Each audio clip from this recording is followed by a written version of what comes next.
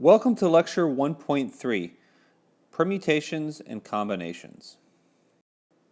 Recall from the previous lecture that combinatorics is the mathematical field of counting things. There are many techniques for how to count, and of course it depends on what we are counting. So we saw the principle of inclusion-exclusion in the previous lecture. Now in general, one must be careful about what is allowed and what counts as different. For example, consider the following basic counting problems. First, how many ways can you order lunch from a choice of 10 sandwiches and 3 beverages? Next, how many ways can you get 3 drinks from a vending machine with 10 choices? That's a little bit different. How many ways can you answer a 10-question true-false questionnaire? How many ways can you rank 10 candidates, assuming that you don't allow ties? Well, what if you allow ties? Then how many ways can you rank 10 candidates? How many different ways can you pick 3 people from a group of 10? How many ways can you pick a president, vice president, and secretary from a group of 10? So you're not just picking 3 people, but you're ordering them as well.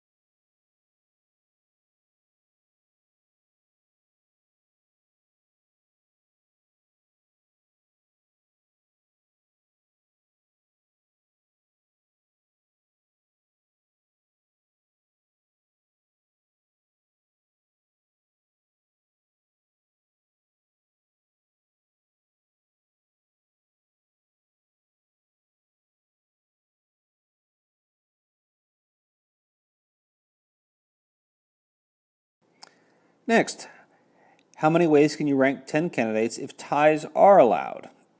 So it's got to be more than 10 factorial, right? But how many more? So let's think about how we might do this. And so maybe for each person we can hand them a piece of paper with a number 1 to 10 to say whether you're in first place, second place, or 10th place. That is definitely a way to rank everyone.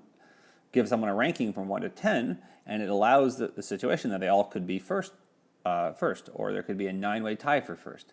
However, that's not perfect either because, for example, if you were to do that and you were to give 9 people first place, and then 1 person 8th place, that's not possible, because the last person would have to be 10th place. If there's a 9-way tie for first place, then there has to be. Then you can't just arbitrarily assign the last person to be 2, 3, 4, all the way up to 10. So the number of ways to assign those cards with numbers on them to 10 people, like I said, if this were the answer, it would be, you'd have 10 choices for the first person, 10 choices for the second, all the way up to 10 choices for the last person. And this is 10 to the 10. So the actual answer, it's not, there's no simple formula for how to do it, but at least I don't think there is. It's definitely less than 10 to the 10 and bigger than 10 factorial. So it's going to be somewhere in that range. Okay, next. How many ways can you pick 3 people from a group of 10? Okay, I'll just tell you how to do this. This is something that we will see later in this lecture, but I'll do it now so you can compare it to these other problems. So let's see, you have 10 ways to pick the first person, then you have 9 ways to pick the second person, then you have 8 ways to pick the third person. But then if you do that, you're overcounting, because, for example, if you pick person A, then person B, and then person C, that's the same as picking person C, person A, and person B, and that's the same as picking B, A, and C, and so forth. So you're actually, there are 6 permutations of these 3 people, so you have to, and every one of those you're counting 6 times, so you have to divide by 6, and so it's whatever this is. So let's see, that's, I guess you can cancel the, you can make this a 5 and make that a 3, divide by 2, and then you can make this a 9 divided by 3, make this a 3, make this a 1, so you get 5, so this is 5 times 3 times 8, and that's 15 times 8, or a better way to think of that is 40 times 3. Do that in my head, so that's 120. Okay, next, how many ways can you pick a president, vice president, and secretary from a group of 10? There, all of these orderings are different. So if we pick A, then B, then C, then A is president, B is vice president, C is secretary. If we pick this order, then we get a different, well, then C is president, A is vice president, and B, say, is secretary. So notice that this is, what counts as different. So in this problem, we have 6 different orderings that count as the same. Here, those things count as different. So there we have, we just have 10 choices for the first, for president, then 9 choices for vice president, and 8 for secretary. And finally, how many ways can you break a group of people into 2 non-empty groups? That's something else I'll let you think about how to do that. I guess I'll tell you. So imagine there's 2 teams, Team A and Team B, and each person you give a card. So person A, gets and the card tells you what team you're on. So there are the first person, there's 2 choices. So for every person, there's 2 choices of what team they're on. So this is 2 to the 10. But then 2 non-empty groups, you have to subtract 2 special cases, the one where everybody is on team A and everybody's on team B. So it's going to be 2 to the 10 minus 2. Okay, so that's just a warm-up. We'll start simple with some of the problems we say have independent events. So like up here, your choice of a sandwich does not affect your choice of beverage. And then eventually we will move to permutations and combinations, which is the title of this lecture. And that describes arrangements, especially what we have here. How many ways can you pick k people from a group of n? Sometimes order might matter and sometimes it doesn't. Okay, so let's start with a case of independent events. This is one of the easiest things to count. So we're counting the number of possibilities of events when the outcomes are independent. So, for example, suppose that we flip a coin and we roll a 6-sided die. how many outcomes are there? So the outcome of what happens when we flip a coin should not affect the outcome of rolling the six-sided die. One way we can count this is by counting a particular set. So let's let C be the set of two elements, H and T for heads and tails, and D be the set of outcomes for the die, the numbers 1 up to 6. The set of outcomes for this scenario where we flip a coin and roll a die is the following set, which has size 12. So we have two possibilities of what comes first. So we can have H along with any of the 6 numbers, or we could have T for tails along with any of the 6 numbers.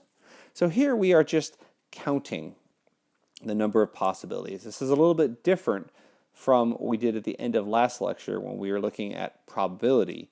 We talked about the probability of an event happening.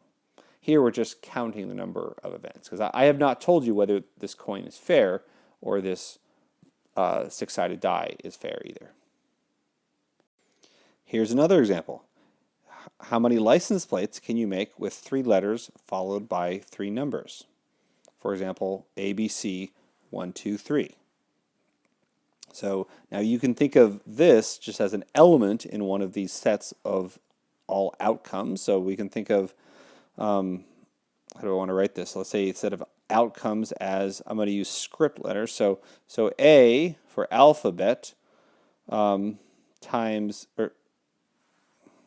let me see. So let's say that A is a set of letters A, B, C, all the way up to Z.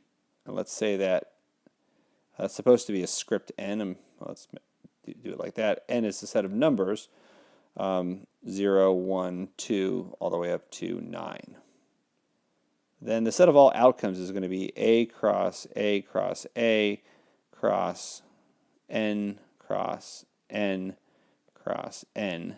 So for example, A, B, C, 1, 2, 3, and it's just easier to write it like something like this. So if we want to count the number of outcomes, we got to count the size of this set. So clearly we so A has size 26 and N has size 10.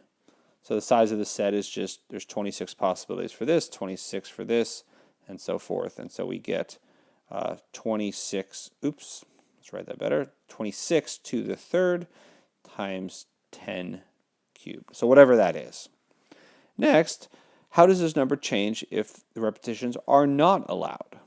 So now, let's see. So in this case, you have 26 choices for the first one, and then you only have 25 choices for the second one, 26 times 25, and then you have 24 choices for the third, and then you have 10 choices for the first digit, 9 choices for the second, and 8 choices for the third. Okay, so I'll leave the answer like this. Another situation where we have independent events comes up in the following example. So let's consider a quiz with 4 true, false, and then 3 multiple choice questions. Let's say those multiple choice questions are A through E. So there's 5 possibilities. Then the number of ways to answer this quiz is, well, what is that? 4 plus 3 is 7 problems. So there are 2 ways to answer the first 4 problems and 5 ways to answer the last 3 problems. And since these are independent, in other words, how you answer the first problem doesn't restrict or give you extra ways to answer the last problem. The number of ways is just 2 to the 4 times 5 cubed, which this one I'll tell you, because it's not too big, is just 2,000. Now I want to show you an application of this simple example above. So if A is a finite set, then its power set has cardinality or has size, this is the notation for the size, 2 to the size of A. And let's see how to prove this. And I say the word proof lightly, I really mean we're just going to verify it. Imagine a true-false quiz where for each element x in A, we ask the following question. Should we include x in our subset? Yes or no? Now, the number of ways to answer this quiz is clearly 2 to the size of A, and each of these ways uniquely determines a subset, that is an element of the power set, and conversely, every subset can be described in this way. So this is, in this sense, this is a way that we are counting the size of the power set by counting the number of ways to answer this quiz. So this is an example of, we are going to study this more later when we look at functions, a bijection between two sets of objects. So here we have a set, we have the power set of A, and we have the number of quizzes. And we know how to count this. We know this is 2 to the size of A. And so what we've done is we've said that is we have matched up exactly one quiz with one element in the power set.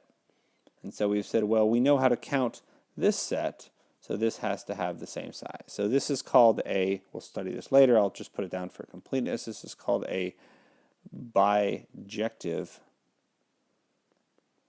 correspondence. And we can formalize this as a function from one of these sets to another one of these sets. That perfectly matches up the elements.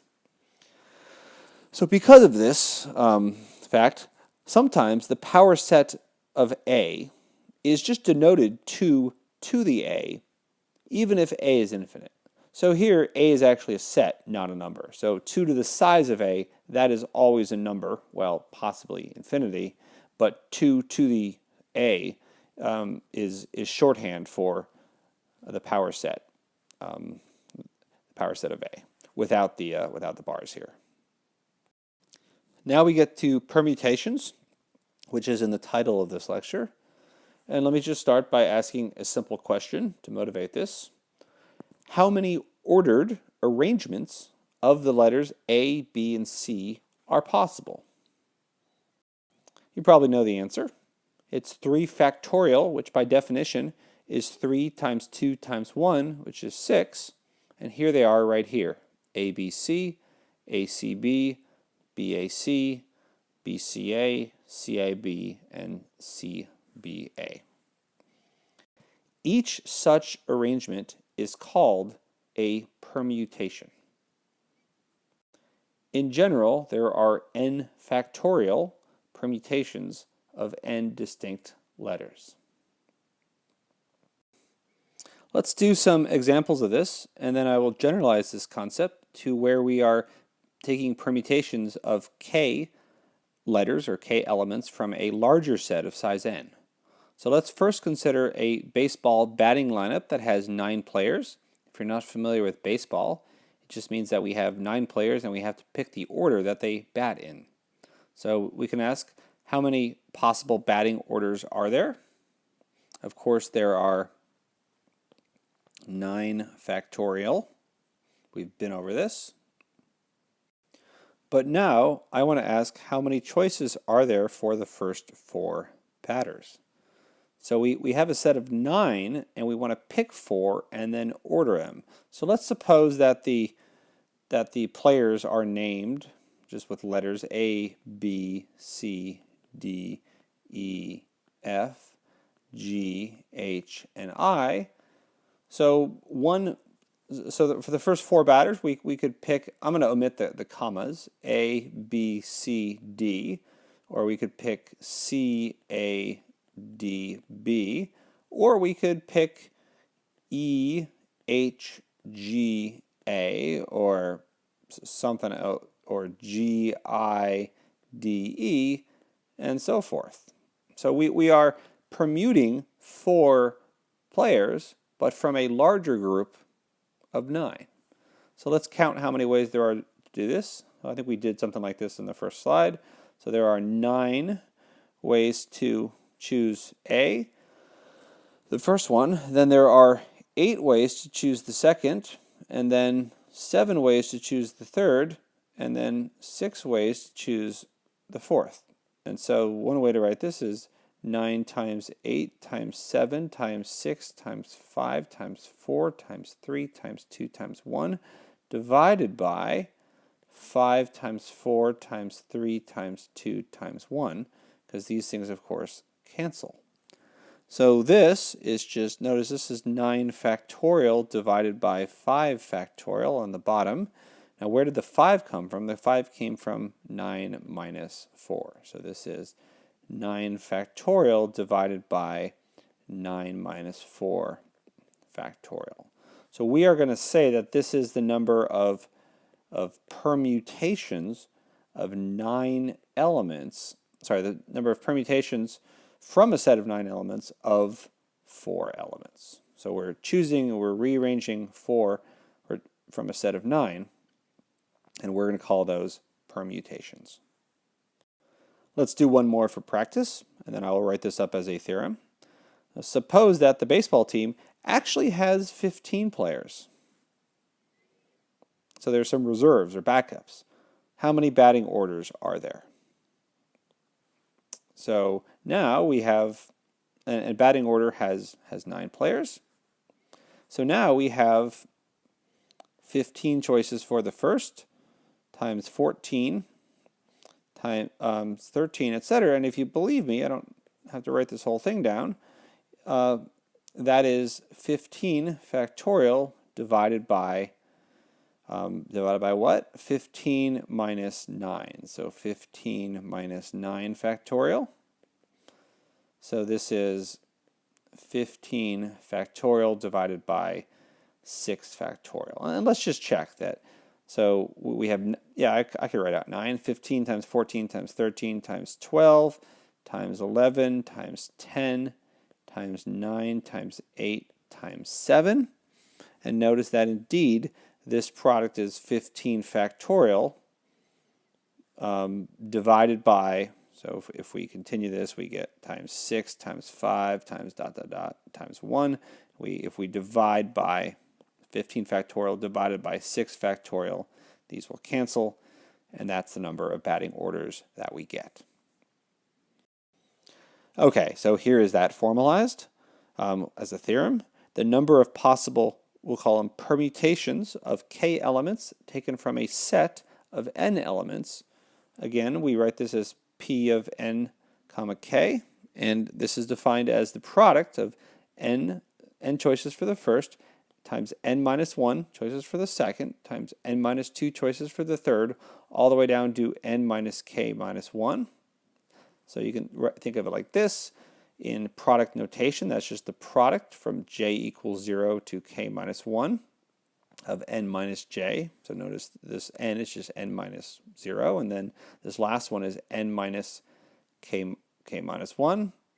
And this, of course, we can write as n factorial divided by n minus k factorial.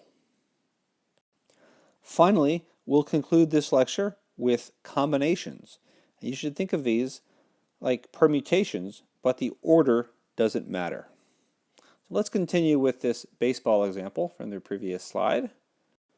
And let me ask, how many ways are there to choose 9 players from a team of 15?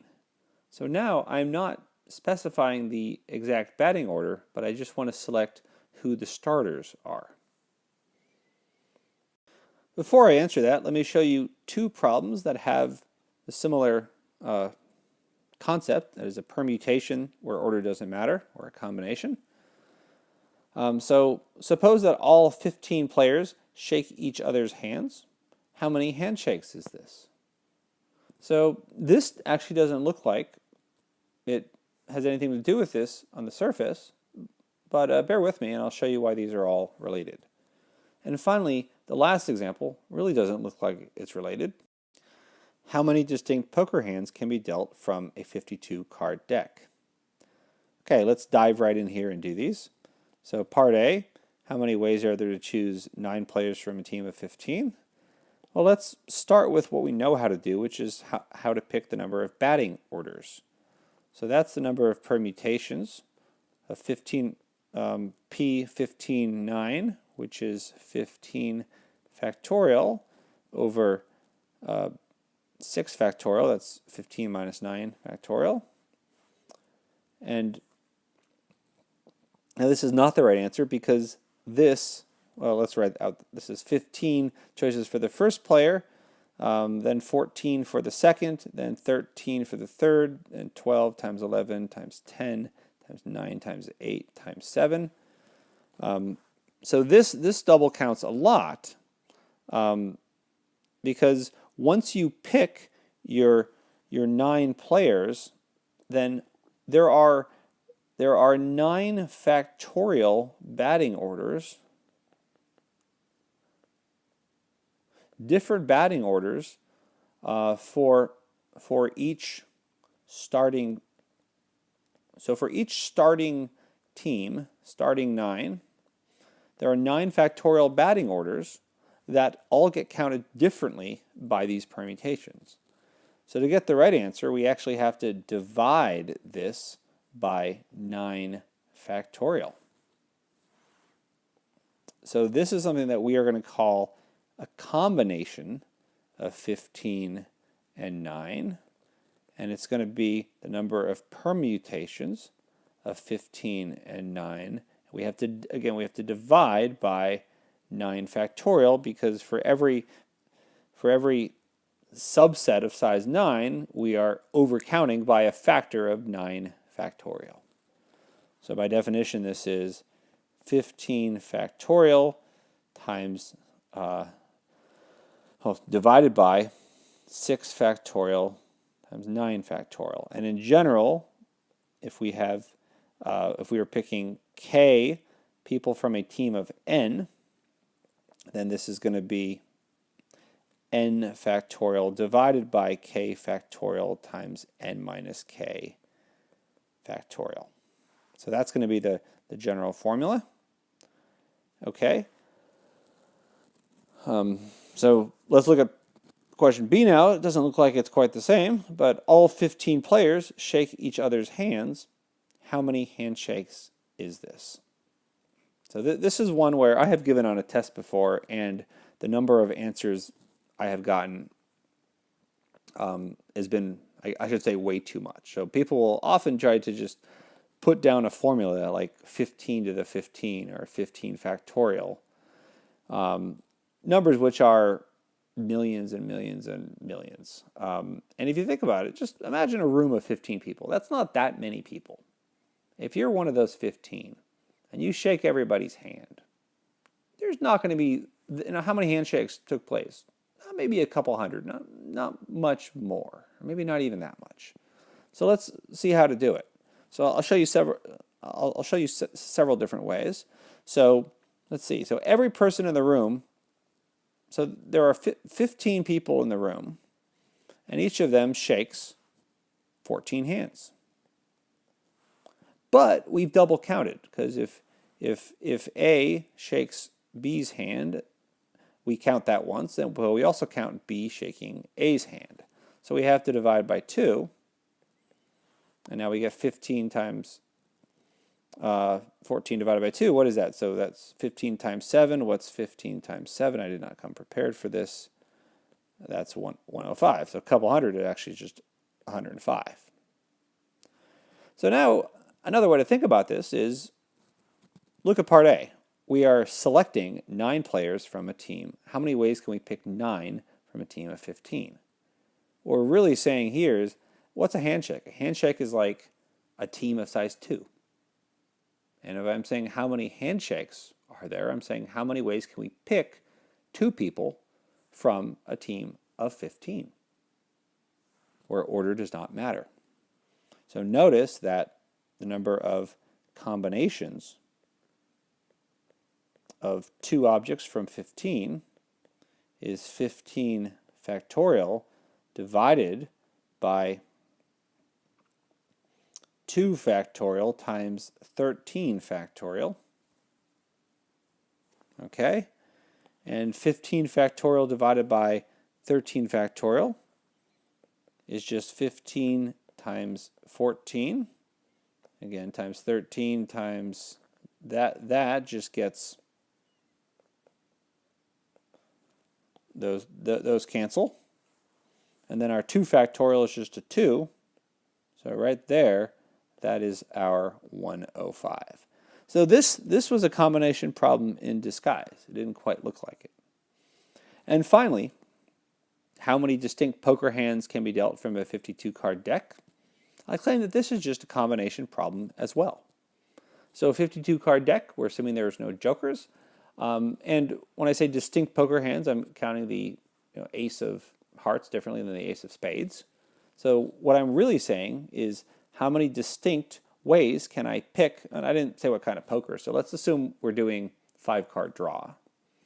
How many ways can I pick a 5-card poker hand from 52? What I'm really saying is how many ways can I pick a set of size 5 from a set of size 52? It's the same thing as picking 9 from 15, but we're picking 5 from 52.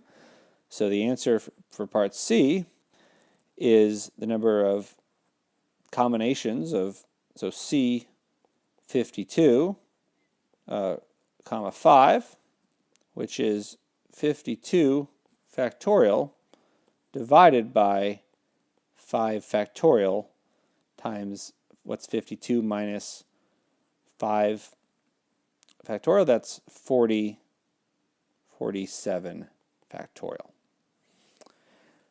Now, one way to see this, so you don't have to just memorize the formula. Alternatively, what you can do is you can say, well, let's see, there's 52 ways to pick the first card, 51 ways to pick the second card, 50 ways to pick the third card, then you have 49 choices for the fourth, and then you have 48 choices for the fifth card. So this is how many ways there are to pick 5 cards and order them. But a poker hand, the order doesn't matter. So if you have your ace of spades first and your 10 of spades last, or if you swap them up, that doesn't change the fact that that doesn't change your actual hand.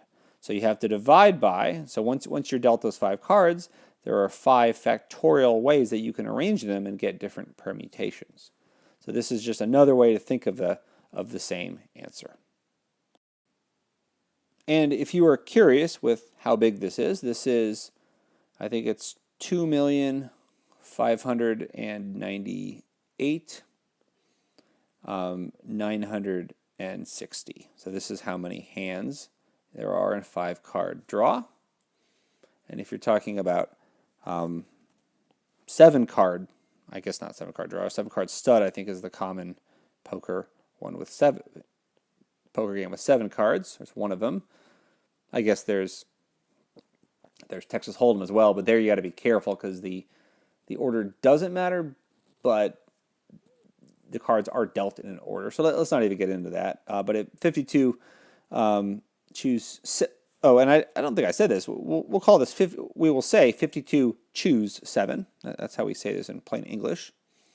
There are 1, 3, 3, 7, 8, 4, 5, 6, 0. So what is that? That's 133 million 7-card hands. Let's summarize what we just learned. The number of ways to choose k objects from a set of n, we're going to denote this as a C of n comma k. And we'll use this notation, and we will say n choose k. And that is n factorial divided by k factorial times n minus k factorial. One way to think about this is the number of permutations of a set of k elements from a set of size n divided by k factorial. Because every permutation that, for every collection of k elements that you take, there are k factorial permutations of them that are all counted differently if we're counting permutations. But if we're counting combinations, we want those to be the same, so we have to divide by that factor of overcounting. So again, we pronounce this n choose k. And recall, it's helpful that, remember that 0 factorial is equal to 1. Now, if you haven't seen this before, it might seem a little bit strange. Why is 0 factorial equal to 1? Well, one way to describe it is because n factorial is the number of ways to arrange a set of n objects. And if there are 0 objects, then there is one way to arrange that set of size 0, the trivial way. So that if that's not convincing, then bear with me, and I'm hoping that the last part of this slide, I'll show you why this actually makes sense in terms of the formulas. Let's start, or should I say finish, with some properties of combinations. So the first one is this identity. It says n choose k equals n choose n minus k. So I'll show you two ways to verify this. So first of all, n choose k using this formula right here is just n factorial divided by k factorial times n minus k factorial. But n choose n minus k, so if we put this n minus k in for k up here, what we get is we get n factorial divided by n minus k factorial times n minus k factorial. And of course, this thing here just reduces down to k factorial. So this, obviously, the numerators here are the same and the denominators are the same as well. So we get equality there. So that's one way to prove it. This is, we say, an algebraic, again, I'll just say verification. And another way to verify this is something that we will see in a later lecture in this section called a combinatorial proof. So I claim that if these two formulas, the left-hand side and the right-hand side, if we can verify that they count the same thing, then they have to be the same. So what do these count? Well, it counts the number of ways to choose k objects from a set of n. Well, choose k objects, I claim, is exactly the same thing as excluding n minus k objects. And now it doesn't, clearly, picture a team. If you want to select k people to be on your team, that's the same thing as telling n minus k people to not be on your team. And the number of ways, and now the difference between choosing and excluding is just purely semantic, a semantic difference. So the number of ways to exclude n minus k objects from a set of n is just n choose n minus k. And clearly those things are the same thing. Okay, so I will not write that out, but hopefully you get the idea there. I will save the written a written proof like this for the lecture on combinatorial proofs that will come shortly.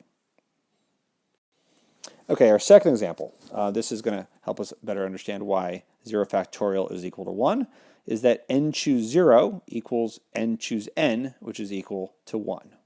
So first of all, n choose 0 being equal to n choose n is a special case of this first property where k equals 0, but why is it equal to 1? Well, the left-hand side says how many ways are there to pick 0 people from a group of n? Well, there's clearly one way to do that. Or equivalently, how many ways are there to pick n people from a group of n? There's also one way to do that.